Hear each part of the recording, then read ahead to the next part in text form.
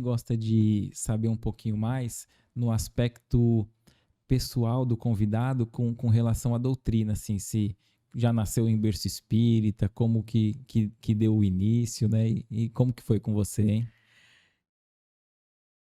Se quiser falar um pouquinho mais perto, pode puxar. Vocês estão conseguindo me ouvir? Se quiser puxar o microfone, pode Não, melhor puxar pra cá. para mais perto. Tá bom? Uhum. Então tá. Eu não nasci em berço espírita. Na verdade, minha avó era testemunha de Jeová. Eu fazia a leitura da Bíblia para ela quando era pequena, que ela era analfabeta, né? Então, o primeiro contato com religião eu tive dentro Uhum. da, do Salão do Reino, né? Que era a igreja dela. E com o tempo eu fui em busca. Fui batizada na igreja católica, né? Mas eu gostava de ir para a igreja quando ela estava vazia, A Igreja Católica. na igreja católica. Também frequentei algumas igrejas evangélicas, mas me encontrei dentro do espiritismo. Ainda frequentei alguns centros até realmente, efetivamente, começar a estudar numa casa espírita que eu estava procurando 20 anos antes, eu não conseguia encontrar a casa. Era muito interessante. Eu sabia que tinha uma casa espírita em determinado local, eu passava em frente à casa espírita e eu não via a E casa isso já na fase espírita, adulta, já. já adulta, Tá. né? Procurando e não achava. E um dia, quando eu terminei a faculdade, eu voltei para o Guarujá e fui num centro espírita que fica na Avenida da Santos Dumont, Thiago Ferreira, lá em Vicente Carvalho. E falando com uma palestrante que eu procurava um centro espírita que eu sabia que era ali atrás. Eu não sabia por que eu queria ir exatamente para aquele centro espírita. Mas fui para aquele centro espírita e estudei lá. Estudei, fui muito bem acolhida. E depois de um tempo, já fui convidada para trabalhar com jovens, Olha que que é legal. a minha paixão. Né? Depois, trabalhei com jovens, fiz o curso básico, né, da doutrina. Ajudei na monitoria dos cursos, trabalhei na desobsessão, trabalhei durante um tempo no passe. E foram várias atividades. Também ajudava na cozinha, na limpeza da casa, em Que tudo que alguém tem que aparecesse. fazer, né? Tem que fazer. Eu acho importante a gente não deixar de fazer. É.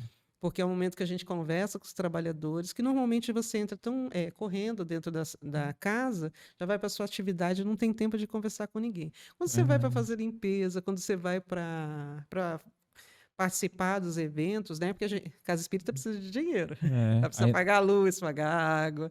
Então, nós fazíamos eventos para manutenção da E casa. às vezes nesses momentos é onde você consegue conhecer um pouco mais daquele colega ali que, se não tivesse as oportunidades, passam anos e anos trabalha na mesma tarefa e não tem a oportunidade do diálogo ali, né? Exatamente. Às vezes a gente conhece mais alguém que chega à casa espírita, que não Uhum. tem relação com o trabalho, do que aqueles que estão ali todo dia conosco. E Verdade. isso eu acho que não tem cabimento. Uhum. A gente precisa, principalmente por essa doutrina que a Uhum. gente ama tanto. A gente precisa estar trabalhando com alguém do lado e está caminhando conosco numa tarefa importantíssima. Como é que eu não conheço essa pessoa? Como é que eu não acolho essa pessoa? E às vezes ela pode estar passando até por dificuldades, né? E a gente não, E não, ela não tem também a não tem. oportunidade de abordar e ela também fica E ela não, constrangida. se sente à vontade É, de falar. E é interessante. interessante que isso que a gente está falando agora, que participando das reuniões da CRSU, né, da Comissão Regional Sul da FEB, com outros estados, é uma preocupação que não é só minha, do nosso estado, Nessa questão na questão do acolhimento ao trabalhador. Tá. Essa questão do acolhimento ao trabalhador, outros estados também estão preocupados. O estado da Bahia, salvo engano, é o estado da Bahia. Eles já estão começando um trabalho para conscientizar que o trabalhador precisa de cuidado. A gente tem que cuidar de quem cuida. Hum. É muito interessante o trabalho deles. E foi o nosso primeiro encontro do ano. A gente se encontra uma vez por mês, estados do Sul. E todos os outros, acho que também agora estão se encontrando também uma vez por mês. E a primeira temática que todo mundo considerou como importante. E a gente percebe que muito trabalhador não voltou para o centro espírita, né? E às vezes o trabalhador está com uma dificuldade e ele não busca auxílio na própria casa e bate numa outra casa. Às vezes vai numa outra casa. Isso é uma realidade. É interessante que isso consta no nosso livro, no documento orientador. Caramba. Nós temos um livro chamado Orientação para Atendimento Fraterno, Atendimento Espiritual no Centro Espírita, Orientação para Atendimento... Eu não sei se dá para ver. Dá. Dá para ver daqui? Então, um dos pontos, né, que no começo da reflexão que eu pensei para a gente fazer é exatamente isso. A preocupação com o trabalhador. Por quê?